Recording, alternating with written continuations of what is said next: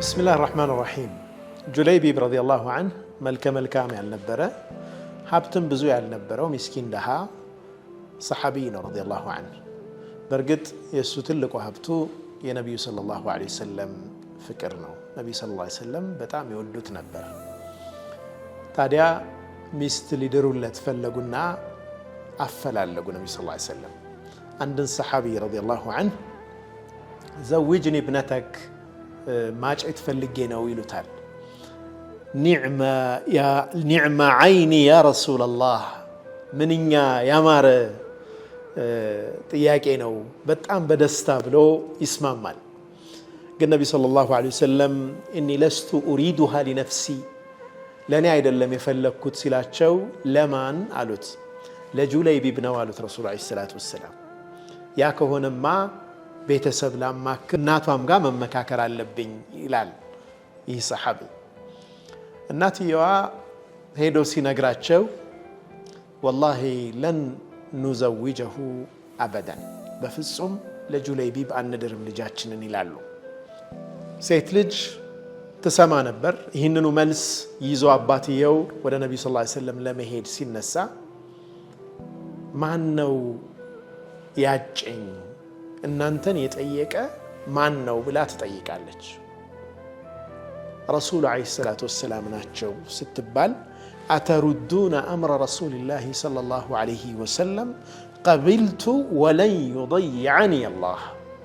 አላህ ሱብሓነሁ ወተዓላ አያጠፋኝም መጥፎ ነገር አይገጥመኝም ኢንሻአላህ ተቀብያለሁ እንዴት የነብዩን ሰለላሁ ዐለይሂ ወሰለም ትእዛዝ ትመልሳላችሁ ብላ ተቀበለች ነብዩም ሰለላሁ ዐለይሂ ወሰለም ዱዓ አድርገውላታል اللهم صب الخير عليها صبا መልካም ነገር በሷ ላይ አንቧቧላት ولا تجعل عيشها كدا كدا ኑሮዋ በጣም የተመቻቸ አድርግላት ክፉ ነገር ማያገኛት ችግር የሌለበት ኑሮ አኑራት ተብላ ዱዓ ተደርጎላታል በነብዩ ሰለላሁ ዐለይሂ ወሰለም ካሉት ሴቶች በዘመኑ ካሉት ሴቶች እጅግ በጣም በርካታ ሀብት የነበራት የጁለይቢብ ባለቤት እቺ ሴት ነች ጁለይቢብ ረዲየላሁ ዐንሁ ከሷ ጋር የተወሰነ ጊዜ ካሳለፈ በኋላ አንድ ገዝዋ ላይ አንድ ዘመቻ ላይ ወጥቶ ሸሂድ ይሆናል ነብዩ አለይሂ ሰላቱ ወሰላም ከዛ ዘመቻ በኋላ ብዙ ጊዜ ይጠይቃሉ ማን አለ ማን የጠፋለ የቀረሰው ማን አለ ብለው ይጠይቃሉ ያው እንግዲህ ሰው ብዙ አላስተዋለውምና ማንንም የቀረ የለም ይሏቸዋል ነብዩ ሰለላሁ ዐለይሂ ወሰለም ولكني افقد جليبيب አሉ ነብዩ ሰለላሁ ዐለይሂ ወሰለም እኔ ግን ጁለይቢብን አጥቼዋለሁ አሉ ከዛ ሁሉ ሰው መሃል ጁለይቢብን ነብዩ ሰለላሁ ዐለይሂ ወሰለም አስታወሱት ጎደለባቸው ለነብዩ ሰለላሁ ዐለይሂ ወሰለም ለኔ ጁለይቢብ ጎሎብኛል ማለታቸው ነው እስኪ ፈልጉት ማዕረካው ላይ ሜዳው ላይ ፈልጉ አሏቸው ሰሐቦቹ ጁለይቢብን መፈለግ ጀመሩ 7 ሙሽሪኮችን ጥሎ በመሃላቸው ወድቋል ነብዩ ሰለላሁ ዐለይሂ ወሰለም ወስደው አሳዩአቸው قتل 7 ገሎ 7 ጠላትን ጥሎ وقتلوه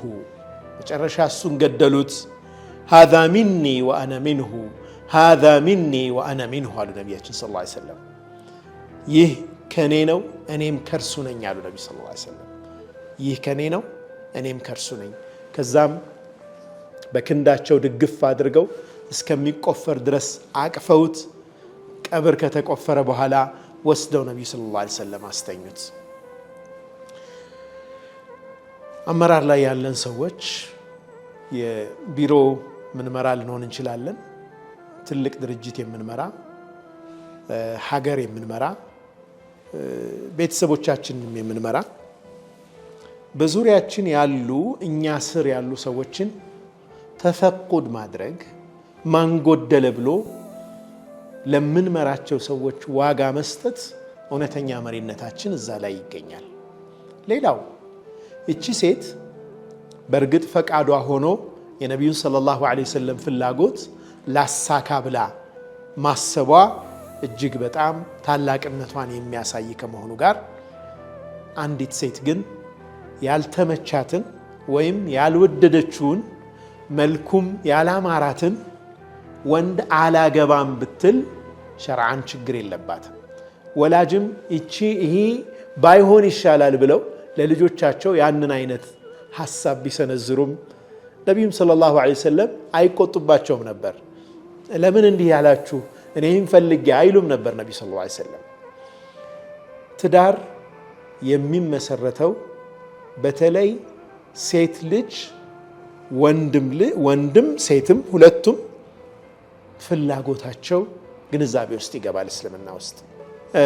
እንዲህ አይነት ቁሳዊ ነገሮች ለልጆቻችን አለመምረጥ ወይም እንዲህ ባይሆን ብለን አለመምረጥና ያንን ሰው መናቅ ግን የተለያዩ ናቸው። ላንመርጥ እንችላለን። ለትዳር የህይወት ዘመን ትስስር ነውና እንዲህ ባይሆን ልንል እንችላለን። ነገር ግን ሀብታም ስለሆነ አንድ ሰው አላህ ዘንድ ትልቅ ነው ማለት አይደለም። ቃሩንን መሬት ውስጥ እስከ ንብረቱ አላህ ውጦ መሬት እንድትውጠው አድርጓል። የአላህን ጥላቻ የተከናነበ ሰው ነው፣ ምንም እንኳ ትልቅ ሀብትና ንብረት የነበረው ሰው ቢሆንም። ሰዎች በጣም ውብ መሆናቸው አላህ ዘንድ ከፍ አያደርጋቸው፣ ውበት አልባ መሆናቸው አላህ ዘንድ ዝቅ አያደርጋቸው። እኛም የምንመርጣቸው ዱንያዊ ነገር በሆነ ምክንያት ምርጫዎቻችን ሚዕያር ሊኖራቸው ሚዛን ሊኖራቸው ይችላል። ነገር ግን እነኛን ሰዎች አንንቅም፣ እነኛን ሰዎች ዝቅ አድርገን አናይም። ያ ሰው አላህ ዘንድ ትልቅ ደረጃ